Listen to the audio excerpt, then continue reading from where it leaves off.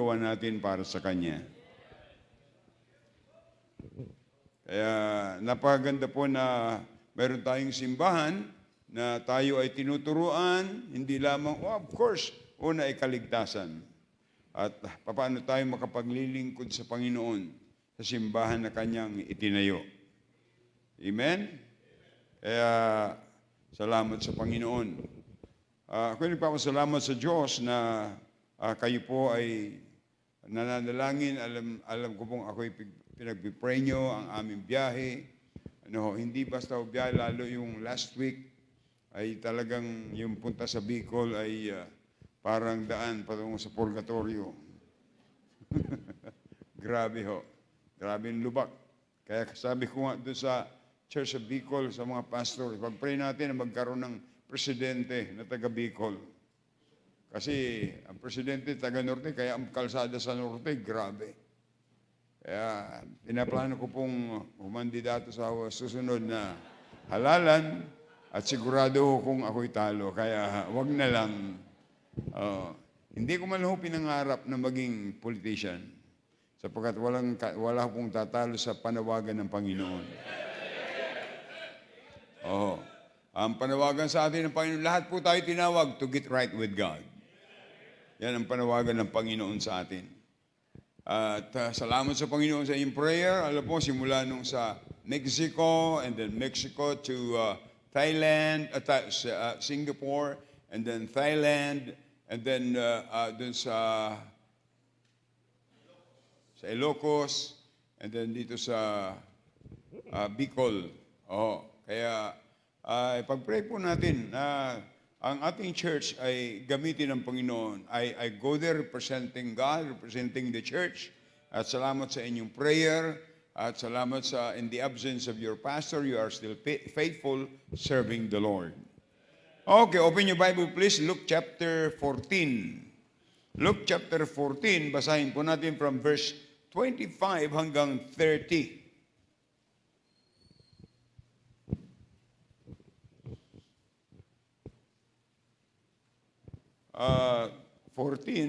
Chapter 14, tayo po magsing lahat. Kung nakuha nyo na po, give me a loud amen. At kung kayo walang Bible, matagal na kayong Kristiyano, nakakahiya. Opo. So, nasa verse din po yun. Okay. Chapter 14, verse 25 to 30. Basahin natin responsibly. I'm going to read verse 25. And there went great multitudes with him, and he turned and said unto them,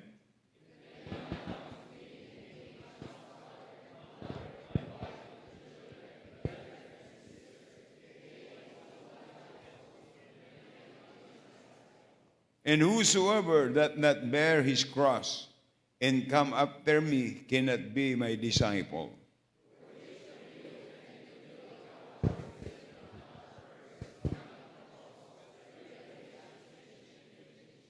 Lest haply after that he had laid the foundation and is not able to finish it, all that behold it begin to mock him.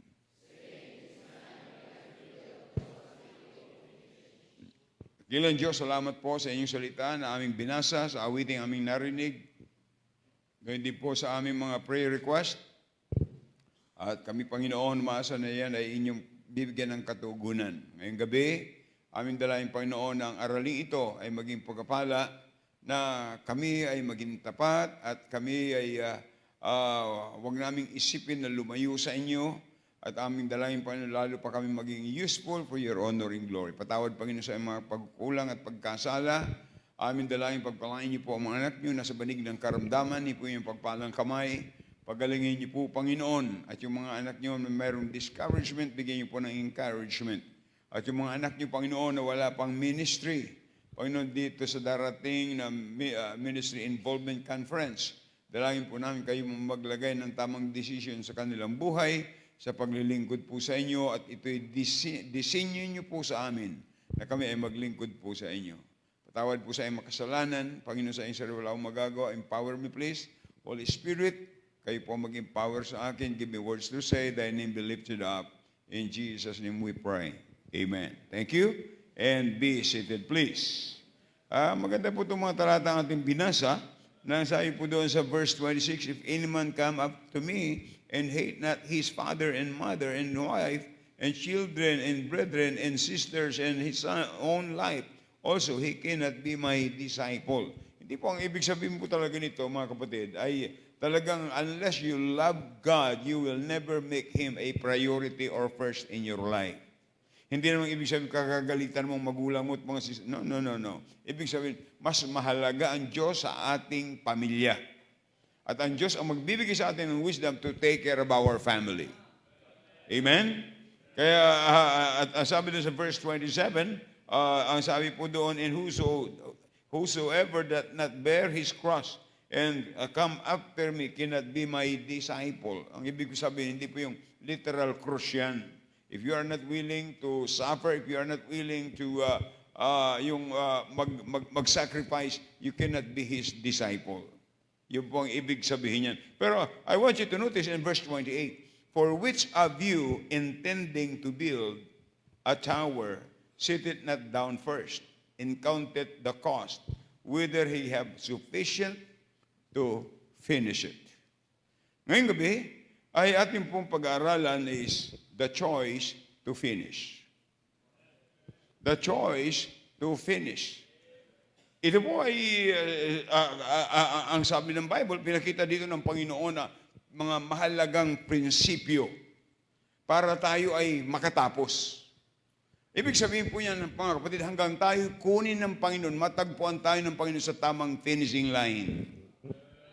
Don't finish your life and not your finishing line. Ibig sabihin, mga kapatid, ay kung matapos o kunin man tayo ng Panginoon na matapat naglilingkod sa atin, nakita natin yung finishing line. Are you listening? Kasi, una po, may vision to build the tower. They have the vision to build the tower. There is an intention to build the tower. And they were made to build the tower. Pero ang isang bagay ay hindi nila kinonsider,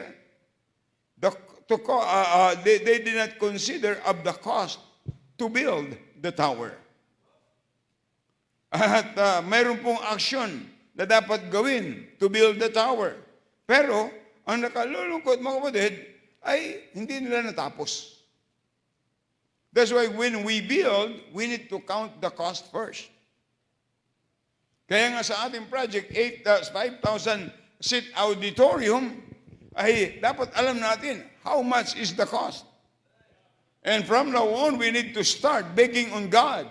Because this is not our building, this is God's building. If He will entrusted it to us, we need to take care of it. Ang panalangin ko personal sa Panginoon, kung hindi niyo kami mapapagkatiwalaan ng 5,000 seat auditorium, please don't do it. Sapagkat anything that we have, tandaan natin, we are only what? Steward. Kaya tingnan niyo doon sa verse 29, lest haply after he had laid the foundation and not able to finish it, all that behold, it began to mock him. Kaya mo yan? Minak sila. Ngayon, ang kaibahan lang ngayon, kung sino yung mga nag-quit, yun ang nagmamak doon sa mga taong nagiging tapat sa Panginoon. Choice to finish it. Tandaan po natin, mga kapatid, finishing is a choice. Just like quitting is a choice. So what's your choice? Are you gonna finish it or quit? If you choose to quit, isang araw, you will have regrets. Manghihinayang ka na hindi ka nakapaglingkod sa Panginoon. Sapagkat ang disenyo ng Diyos sa buhay natin, tayo lahat ay maglingkod sa Kanya. See? Yan ang, kaya, para to choose, to finish, number one, choose not to quit. Kung ikaw ay choir member, huwag kang mag-quit. Kung ikaw ay orchestra member, huwag kang mag-quit. Kung ikaw ay usher, huwag kang mag-quit. Kung ikaw ay soul winner, huwag kang mag-quit. Kung ikaw ay Sunday school teacher, huwag kang mag-quit. At kung ikaw ay miyembro ng Christian Bible Baptist Church, huwag kang mag-quit. Ang nakalulungkot ay meron tayong mga kabataan na dito lumaki, dito inalagaan sa Sunday school hanggang sila nag-college at nakagraduate, saka sila nag-quit. Yan ang nakakalungkot. And then, later on, they are going what? Regret. Sapagkat, why did they quit? To earn money. You cannot take even one centavo to heaven. We don't need it there. Everything that we have is entrusted to us, and that should be useful for God's glory.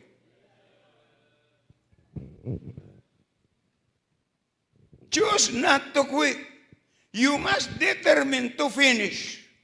You must determine to serve God. Kaya ako nagpapasalamat sa Panginoon. Lahat ng narito, pinasasalamatan ko kayo sa Panginoon na hindi nyo inantala ang ulan. Na ang ulan ay hindi naging hadlang. Sa iba kasi, ambon lang, hindi na. Hindi pa nga naulan, baka uulan. Kaya nung Monday, hinangaan ko yung mga bisita yun. Sabihin ko sa inyo, nasa auditorium, 200 visitors. Ang nandun sa auditorium, yung members nandun sa living room ng tinutuluyan nila. Walang umalis. Hindi sila makaalis kasi naulan, kaya yung ulan, blessing. O sila nakikinig. Kaya sabi ko sa inyo, Bicol now is open for the gospel. While the door is open, we need to get in. God opens the door. We have no reason to quit, mga kapatid. We need to finish. Why? Jesus finished. He is the author and the finisher of our faith. What if he did not finish, and while he was nailed on the cross, he quit? Until now, we are on our way to hell. That's why he is the author and the finisher. And sabi ng Bible, determination, yan po ang susi. Yan po ang susi. Determination, we need to be determined. Kaya marami pa rin mga Kristiyano na they are not determined that Sunday is for the Lord. Minsan yung mga supra lang sa kanilang buhay na araw ang ibinibigay. Simba ko kasi wala akong pasok ngayon. Sisimba ko kasi wala akong pasok ngayon. Kaya pag may pasok, walang simba. Alam niyo, hanga ako sa mga nasa ibang bansa, kinakausap nila yan. Ang amo nila, iginagalang naman sila. O tingnan mo yung kinuluyan nila, Preacher Jay, Malapalasyo, nasa ibabaw ng bundok, overlooking. Kalain mo yun? Libre yun. Ayun ay tinirhan lang ni Sister Lydia. Si Lydia ay Batanggenya na save doon. Ay ngayon yung wala nang nakatira doon, pero hindi nila ginagalaw. Pinipreserve nila yung bahay ng kanilang magulang. Pero sabi kay Lydia, kung may bisita kayo, pwede niyong gamitin yun. Mga Jewish yun, mga hindi save yun. Pero pinagagamit para sa mga save. That's a blessing. Mga kapatid, tapusin natin. Huwag tayong determination ang kailangan. Maging determined po tayo. Determination is what keeps you going. Pag nawala na yung excitement, normal lamang yan. Minsan mawawala. Di ba minsan, overwhelming nga tayo minsan tayo excited. Sisimba ko, excited ka. Minsan maya-maya, mawawala yun. Pero kung may determination ka, yun ang susi. Kaya nga dapat ang Kristiyano lagi excited eh. Lagi excited. Kaya, determination, napakahalaga. Ang determination ang siyang nagpupush sa atin. Yan ang nagpupush sa atin, mga kapatid, na piliin natin to finish what we are doing for the Lord. Kung tayo nakatapos, there's another one that you need to finish. Amen? Kung tayo naging matagumpay last Sunday, ang ating pong Diyos, ang ating pipiliin ngayong Sunday, maging matagumpay. Hanggang hindi pa natin naririnig ang trumpeta. Sabi ni Brother Doc sa akin Pastor, di ba sabi niyo temporary lang akong sanaga? Kasi yung isang nawala. Sabi niyo temporary. Sabi ko kasi, doon ka muna sa naga. Samantala, habang wala pang preacher. Di ba sabi niyo sa akin, Pastor, temporary lang ako dito. Oo, ako, 48 years akong temporary sa San Pedro. Lahat naman tayo temporary dito. Di ba? May hinihintay lang tayo Sabi ko, ngayon kung gusto mo permanente, pag nag-rapture, magpaiwan ka. Ha? Kaya nasabi na, temporary, ginagamit ka ng Panginoon, it's for the glory of God. Ang kailangan natin, mga kapatid, kung tayo gagawa ng paglilingkod sa Panginoon, ang kailangan natin ay determination. Wake up your mind. Determine to wake up your mind. Open your heart. Let God get in. Let God's principle get in. Alam niyo, mga kapatid, nobody can make you determined. Wala. Wala. It must be your choice. You need to choose to be determined, not to quit. So choose not to quit. Number 2, choose to turn obstacles into challenges on your way to finishing. Choose to turn obstacles into challenges on your way to finishing. Alam niyo, katapusan ng ating paglilingkod, when we hear the sound of the trumpet. Pero may mga obstacles. Instead of allowing obstacles as an excuse for you to quit, make it a challenge. Alam niyo, Sabado ng gabi, I prayed hard that the Lord will, sabi ko, Panginoon, huwag niyong paulanin bukas, a very special day dito sa Naga. Pero umulan pa rin. Walang bagay mangyayari sa mundo na hindi pinapayagan ng Panginoon na may purpose. See, ulan pa rin. Sabi ko, kung hindi umulan, ay ang daming mga nangakong pupunta. Baka yung tao hanggang labas talaga. Kaya all things work together for good. Opo, wag natin, kung ano man yung hadlang na yan ay gawa ng diablo, hahadlangan ka. Huwag mong gamitin excuse. Linggo, sisimba ka, may dumating na bisita. Isama muna sa church. Tama-tama, bihis na kami, brother. Punta tayo sa church. And your goal is to get them saved. Amen? Ano yung mga hindrances sa buhay natin para hindi tayo makagawa sa gawain ng Panginoon? Alam niyo, natutuwa sa mga anak ng mga preachers natin na galing sa CBBC, ang gagaling sa music. Anak ni Sir Doc, yung si Bryce, galing magpiano. Yung bunso, magaling mag-flute. Si Doc, sa float, magaling. Tapos yung anak ni ni Pastor Boyet, sa Lipa, ang galing din magpiano. Anak ni Ryan Porciuncula, ganun din. Sabi ko, what a great advantage. Kami na wala Pero talagang, pag walang-wala, talagang dapat kang matuto. Saan pa natin dadalhin ang ating pamilya kung hindi sa paglilingkod sa Panginoon? Kaya nga napakaganda kung ang mga tatay ang unang involved. Because you are the head of the family, you will be an example sa paglilingkod sa Panginoon. Amen? Alam niyo ang kaibahan ng quitter kaysa finisher? Yung finisher, they just give up. I'm sorry. Yung quitter, they just give up. Yung finisher, they use the obstacles as a stepping stone, as a challenge. Diba? Pag sinabing challenge, mas lumalakas ka eh. See? Kung nagagawa niya, magagawa ko. Amen? If he can win soul, I can win soul too. If he can give, I can give too. Pero giving is the attitude of the heart. Pwede magbigay ka ng malaki, pero galit ka. Pwede magbigay ka ng malaki, kundi pasikat lang. Mga kapatid, sa simbahan, walang pasikatan.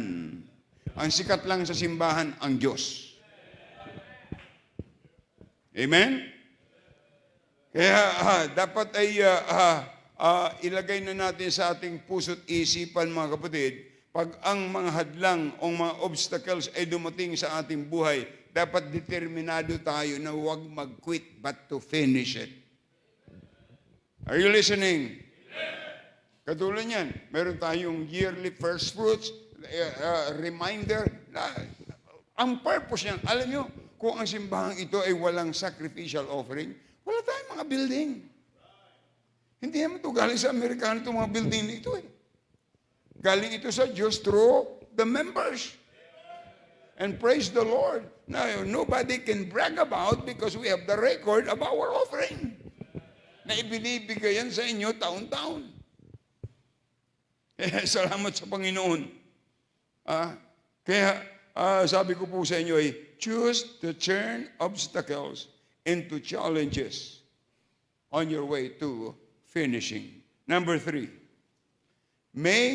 choose to make plans daily for what you will accomplish. Piliin natin, mga kapatid, o piliin natin na ang ating mga plans daily. Dapat meron tayong plano anong gagawin natin bukas. Para meron tayong laging accomplishment. At wag natin kalilimutan, mga kapatid, anumang accomplishment natin, yan accomplishment ng Diyos sa buhay natin. Kaya wala tayong ipagyayabang. See? Wala tayong ipagyayabang. Sapagkat yung iyong accomplishment sa gawain ng Diyos, sino may gawa niya sa buhay mo? Ang Diyos. Kaya accomplishment niya yan. Magpasalamat tayo. Listen to this. Nobody is deserved to serve God. Nobody.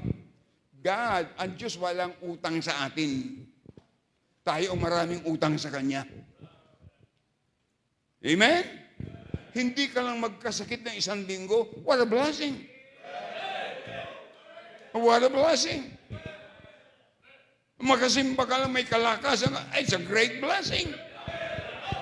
Mas lalong blessing kung ikaw'y nakikinig. At mayroon kang natututunan. Alam niyo, maraming Kristiyano pag nagalit, parang walang natutunan sa Biblia.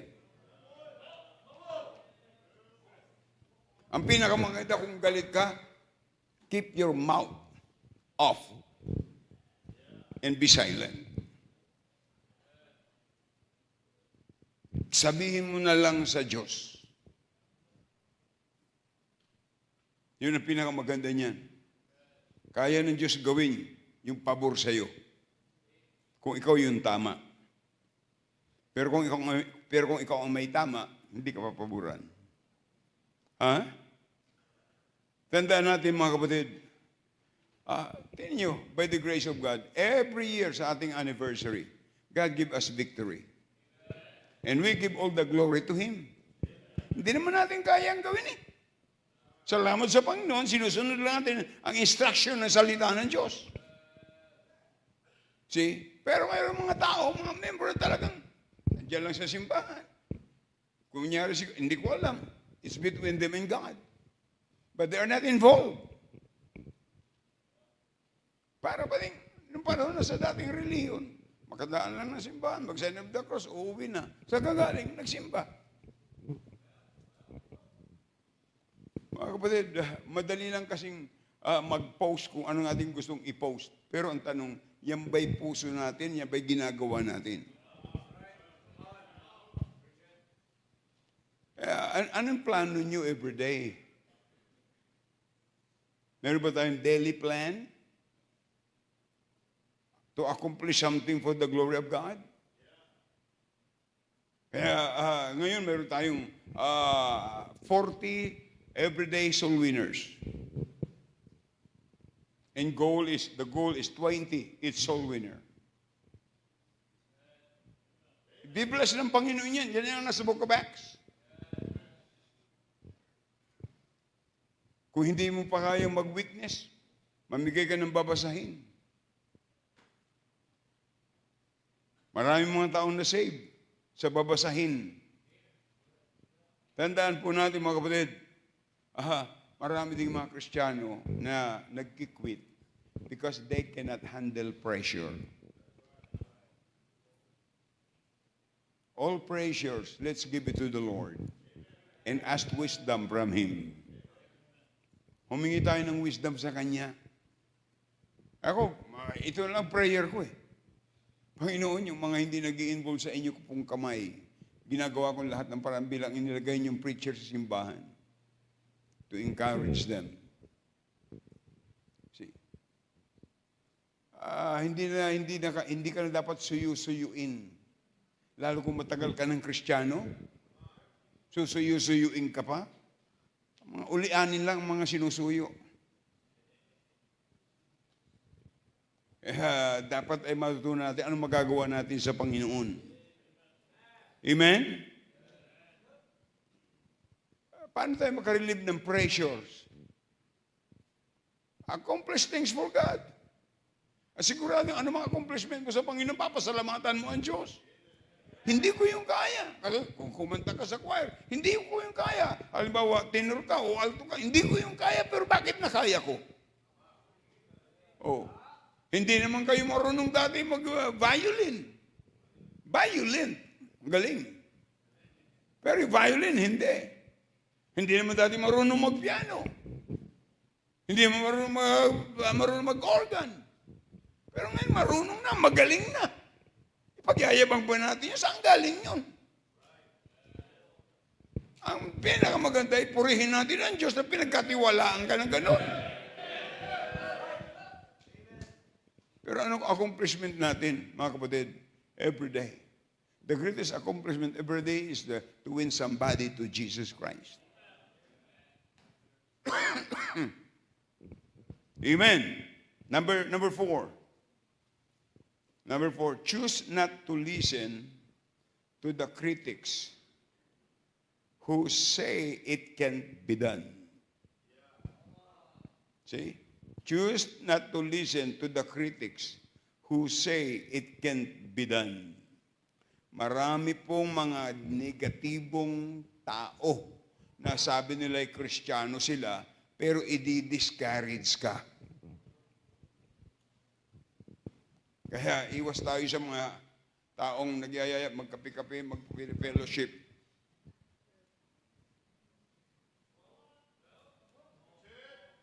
Oh, na hindi mo naman ka ano-ano, pero anong purpose? You need to fellowship with the encouragers, not to the discouragers.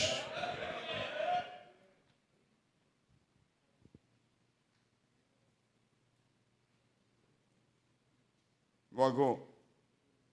Marami po yan. Para hindi ka ma-influensyahan, avoid them. Avoid them. Doon sa hotel, tinuluyan namin po doon sa Naga, meron din preachers. But they have different practices, so I just avoided them. Pero kung wala po akong kaaway, wala. Diablo lang kaaway ko. Pero alam nyo yung mga taong di-discourage sa'yo, magkikriticize sa'yo. Why you spend time with them? Spend time with them that will encourage you. Kaya sabi ko sa mga simbahan, na sabi ko nga sa Naga, doon sa Ilocos Sur, kahit sa mga ating outreaches, sabi ko, alam niyo ba kako, kung pipiliin ko lang na maraming audience, hindi na ako aalis ng San Pedro. Sabi ko doon sa Naga, alam niyo, pero yung ginawa niyo, nung abutan ko dito kayo nung Sabado, yung inyong sacrifice, look at your auditorium at yung inyong kasiglahan, kayo nagpapalakas sa akin. Hindi yung paramihan, palakasan. Kaya sabi ni Paul, I can do all things through Christ, which strengtheneth me. Ano yung which na yun? Ministry yun. Yung ginagawa nila sa Panginoon. See? Ay, akala nyo, meron silang ministry sa Mount Isarog. Aahon pa sila doon.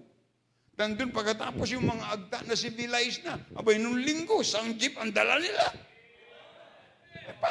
Di ba nakaka-encourage yun? Abay, kung hindi ka na-i-encourage sa ministry, maghanap ka na mag-i-encourage sa'yo. Mabigyan ka man lang ng isang verse na makapag-encourage sa'yo. Oh, sabihin sa'yo, Brad, itong sabi ng Bible, Malakay 3:10. Sabi, wag yan, yung iba naman. Sabi mo, encourage mo ako, discourage mo ako. Huwag tayong alam nyo, huwag tayong makinig sa mga critics na yan. I have no time for it. Just keep on going. Amen? Stay away from them. Tandaan po natin, kung ikaw yung makikipag-usap, plan, just few minutes. See? Kasi sabihin sa iyo, suplado ka, sabihin sa iyo, ikaw ay mapagmataas. No. I want to be a blessing and I want to be blessed by somebody. Don't listen to the critics who say it can be done. Saan nyo naman ilalagay ang 5,000 seat auditorium na yan? Saan mo na ilalagay yan? Sabi ko, alam ng Diyos kung saan.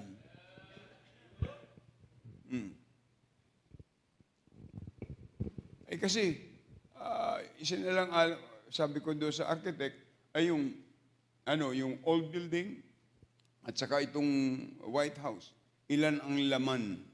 Ay kung double balcony pa, mga 3,000 lang. Tapos gigibain yan. Ay landmark yan eh. Kaya nanghihinayang po ako. At sana'y nauunawaan nyo. Pero kung saan ilalagay, just wait. Wait. You count the cost first. Isipin natin, paano ako magiging blessing sa project na yan? Marami na nagsasabi sa akin eh. Pastor, kami na sa likuran nyo para sa project na yan. See, that's a blessing.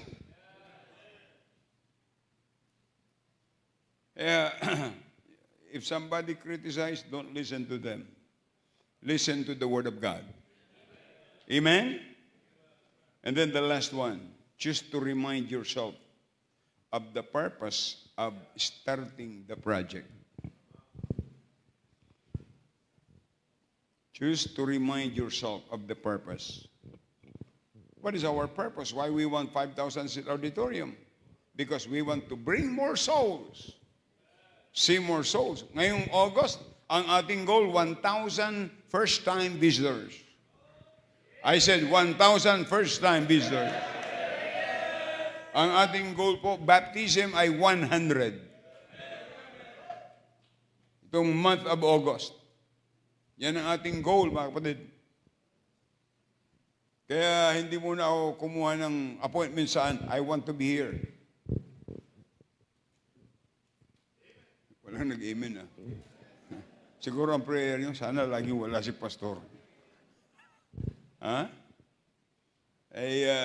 Meetings and how to do it and how we are going to reach the goal. And please help us. Be a blessing. Amen?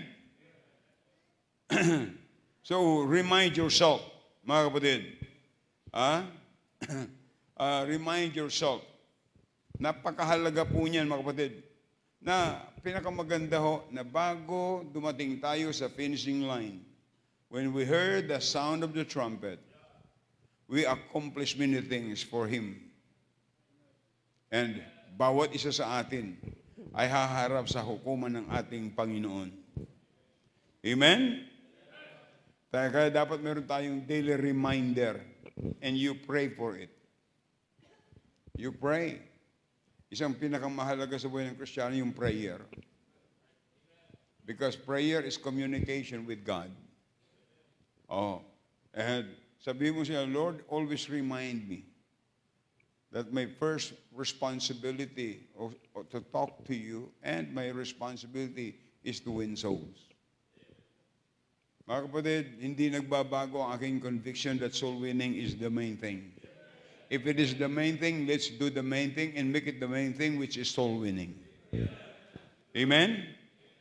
So finishing is a choice. And you can, but only you can make that choice. Ikaw lang makakagawa ng ng choice. And you need to finish your choice. When we hear the sound of trumpet, Jesus is coming again. Alam niyo mga kapatid, ako'y naniniwalang malapit na. But according to His time. He is going to come not according to our time, but according to His time. Focus mga kapatid. To choose to finish. Number one, we need is to focus and be steadfast. And please, don't quit. Don't quit. Always serve Him. We are not deserved, but praise the Lord. His design for us, for everybody, is to serve Him, to love Him, accomplish things for His honor.